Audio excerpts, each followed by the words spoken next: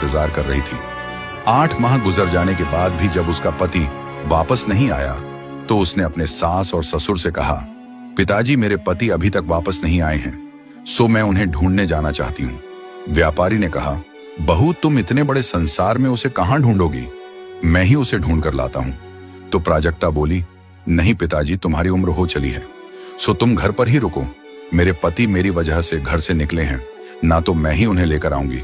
बस तुम मुझे 5 पानी के जहाज और कुछ धन दे दो जिससे मैं अपने पति को वापस ला सकूं।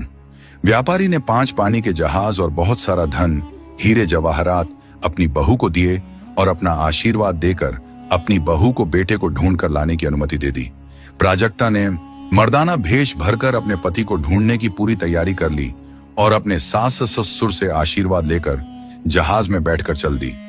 जाते समय उसके सास ससुर ने उससे कहा, बेटी अकेली ना जाओ, हमारे पास हमारे विश्वास पात्र 5 आदमी हैं, इन्हें अपने साथ लेकर जाओ और एक कुत्ता जो तुम्हारे एक इशारे पर अपनी जान देने के लिए भी तैयार हो जाएगा, उस पालतू कुत्ते को भी अपने साथ लेकर जाओ। प्राजक्ता ने अपने ससुर की बात मानकर वो 5 आदमी और कुत्ता अपने साथ ले लिया। मर्दाने भैंस में प्राजक्ता ने यात्रा शुरू कर दी। 4 दिन तक पानी का जहाज पानी पर चलता रहा। 5वें दिन जहाज एक जगह रुका। प्राजक्ता ने लंगर डाला, जहाज से उतरकर नगरी का जायजा लिया। प्राजक्ता ने अपने आदमियों से कहा कि मुझे ऐसा लग रहा है कि हो ना हो, मेरे पति इसी नगरी में हैं, सो इसी नगरी में हम उन्हें ढूंढते हैं।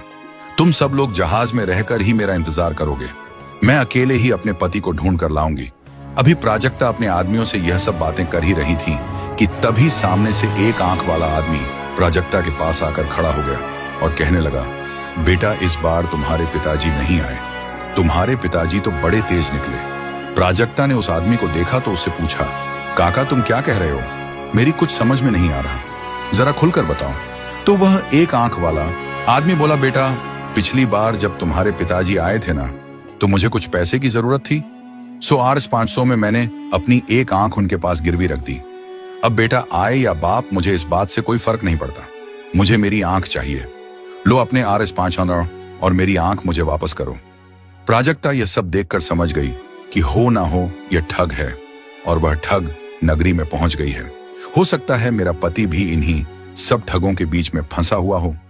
प्राजक्ता ने कुछ देर सोचा और आंख से इशारा करके अपने साथियों से कहा, भाइयों काका की आंख जहाज पर ही है, जरा ढूंढ कर लाओ।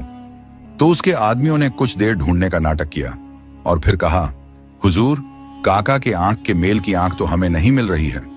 यह सुनकर प्राजक्ता बोली, अच्छा आंख नहीं मिल रही तो ऐसा करो,